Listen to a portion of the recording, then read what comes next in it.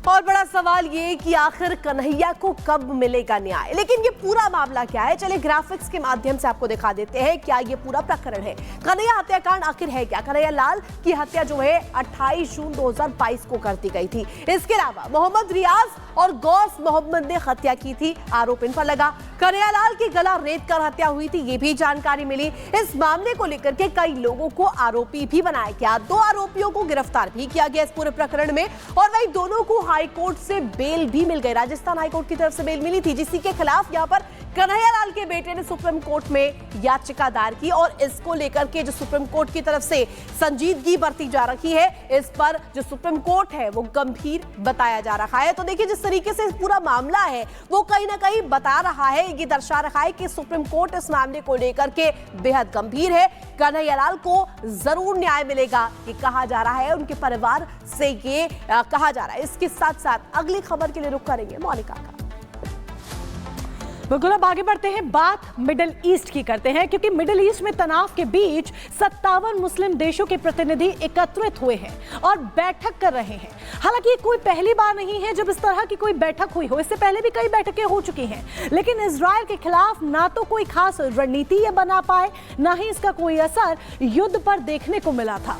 अब इस बार की जो ये मीटिंग है, ये मीटिंग क्या युद्ध पर कोई खास असर छोड़ पाएगी? इस रिपोर्ट के जरिए देखिए।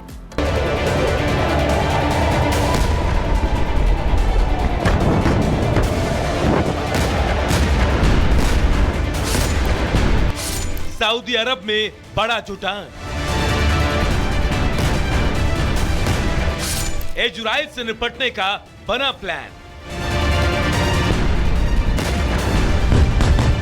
57 मुस्लिम देश आए एक साथ। इजराइल पर क्या हुई बात?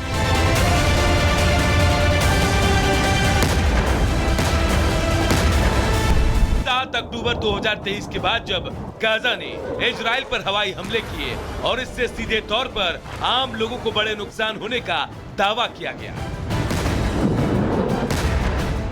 उसके बाद से कई बार ओआईसी यानी कि ऑर्गेनाइजेशन ऑफ इस्लामिक कोऑपरेशन और अरब लीग के लोगों ने बैठकें की, लेकिन नतीजा जीरो रहा। आज गाजा से लेकर खान यूनुस तक तबाही का मंजर है और दावा किया जा रहा है कि इस तबाही से कहीं ना कहीं आम लोग परेशान हैं। इन सब के बीच अरब लीग और ओआईसी देश एक बार फिर बैठक करते नजर आए। सऊदी अरब के रियाद में मुस्लिम नेताओं का बड़ा जमावड़ा लगा, लेकिन एक के बाद एक होने वाली इन बैठकों का नतीजा क्या निकलता है, ये गौर करने वाली बात है। हालांकि पहली बार इजराइल के खिलाफ सऊदी अरब के क्राउन प्रिंस मोहम्मद बिन सलमान ने थोड़ी तीखी प्रतिक्रिया दी। क्राउन प्रिंस ने इजराइल को गाजा और लेबनान पर अपने हमले को तुरंत रोकने की अपील की। साथ ही यही नहीं, उन्होंने पहली बार खुले मन से फिलिस्तीन और लेबनान में लोगों के खिलाफ हुए नरसंहार की निंदा की। उन्होंने इजराइल से आक्रामकता के किसी भी और काम से बचने की अपील की और दुनिया भर के देशों से फिलिस्तीनी राज्य को मान्यता देने की अपील की। यहाँ ये जानना बेहद जरूरी है कि पिछली बैठक में सऊदी ने तेहरान में हुई हमास लीडर हानिया की हत्या की निंदा तो की थी, लेकिन लेबनान में हिजबुल्लाह चीफ हसन नसरल्लाह की मौत पर अरब देश चुप रहे। यहाँ सवाल उठता है, क्यों? क्या ओआईसी भी शिया सुन्नी सियासत का शिकार है? इस सवाल के पीछे कई वजह हैं। इजराइल जैसे सुविधा संपन्न देश के खिलाफ लड़ाई की बात करने वाले इस्लामिक देशों की एकता पर एक नहीं कई बार सवाल उठे। जब जब ओआईसी की बैठक हुई तब तक उनके बीच खींचतान सामने आई। जैसे कि इस बार का ही उदाहरण ले लीजिए। इस सम्मेलन में ईरान के राष्ट्रपति ने आने से मना कर दिया। इसके लिए उन्होंने अपने बिजी शेड्यूल का हवाला दिया। हालांकि उन्होंने ईरान के उपराष्ट्रपति को सम्मेलन में हिस्सा लेने के लिए भेजा। ओआईसी देशों की इसी निरस्ता के चलते एक आम राय बन चुकी है कि गाजा और उम्मेता मुसलमानों को लेकर ओआईसी के फैसलों और निर्देशों की कोई खास कदर नहीं है, क्योंकि इस ओआईसी से जुड़े ज्यादातर देश व्यापारिक लालच के चलते अमेरिका और इजराइल के ज्यादा करीब हैं। ऐसे में उनकी बातें महज खाना पूर्ति होती है। अब सवाल उठता है कि सऊदी प्रिंस मोहम्मद बिन सलमान की निंदा का असर इजराइल पर कहां तक होगा। ये सवाल इसलिए भी प्रबल हो जाता है क्योंकि बार बार एक होने की कसम खाने वाले इस्लामिक देशों में कई ऐसे हैं जो अब तक इजराइल के साथ खड़े हैं, वो भी फिलहाल चुप है। आने वाले समय में उन्हें डर है कि उनकी आंतरिक स्थितियों के कारण उन पर दबाव बढ़ेगा, उनकी मुस्लिम जनता उन पर दबाव डालेगी कि इजराइल के खिलाफ खड़े हो। Bureau report, Republic Bharat.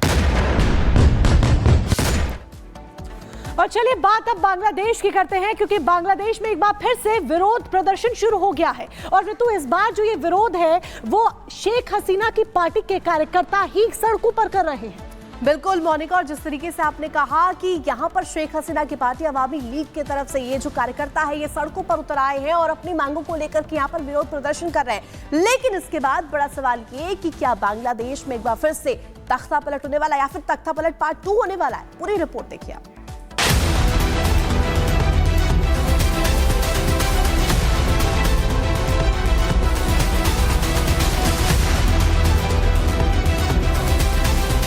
Bangladesh में फिर शेख हसीना सरकार।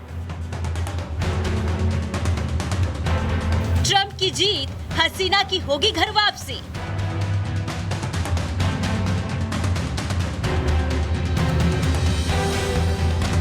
बांग्लादेश में तख्ता पलट पार्ट 2 की आहट।